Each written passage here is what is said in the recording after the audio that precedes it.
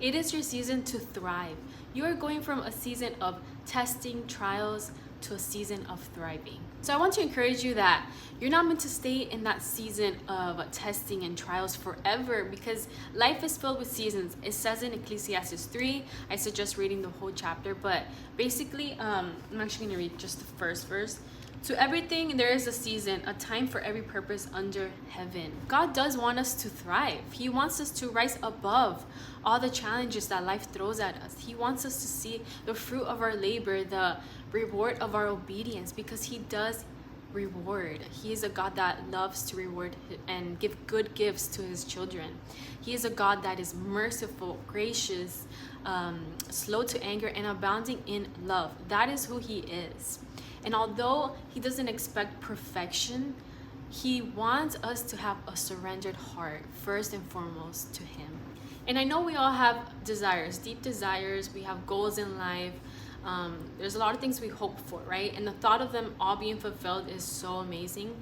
But really, the greatest blessing, the greatest gift that we can have is our relationship with the Lord, is our intimacy with Him, is getting to know Him more and more, is being able to experience His presence, His love continuously, because that's the only thing that will stay the same.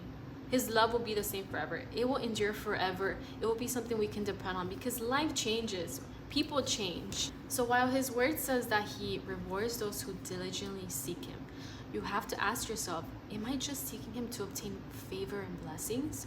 Or am I genuinely wanting to know God and spend time with Him? And you can ask God to help you, to search your heart, to purify and cleanse it, so that you can genuinely devote yourself to Him. Because this should be your greatest desire, is God, and then everything else comes second. You know, Jesus gave up His life for us.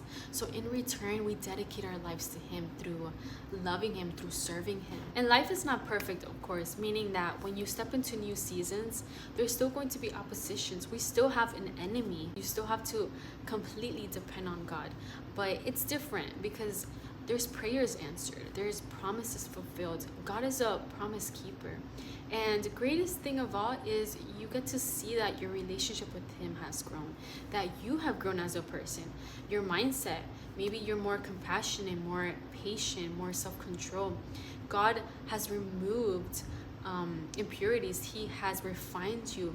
He has worked in you, where now you are more equipped to step into that new season. And remember to rest. This is so crucial. Although faith without works is dead, and we play a part definitely in our obedience, in making the effort and time to spend time with God, there is moments where God just calls you to rest, and He's telling you just to rest at His feet, to lay it all down and give it to Him, because it is a time to be filled back up, to fill your cup up, to gain clarity. And in this position, God can also speak to you and lead you and guide you. I know we naturally want to have control. It's just how we work as humans. But although man plans their ways, God's purpose prevails. And so you just have to realize that God's will be done. His word will not come back void. And so what He wants to happen will happen. What is for you is for you. And you'll realize that His timing is perfect. His ways really are higher than yours. You'll realize that afterwards, you know, usually after you've been toiling and trying to have control, when you finally surrender, this is key. When you finally surrender and let go, God is able to then pick it back up and do what He has intended to do all along. And so I want to finish off by reminding you again that God does want you to thrive. He wants you to become the best version of yourself. He wants you to walk fully equipped into your purpose and calling, to continue to grow and see you flourish.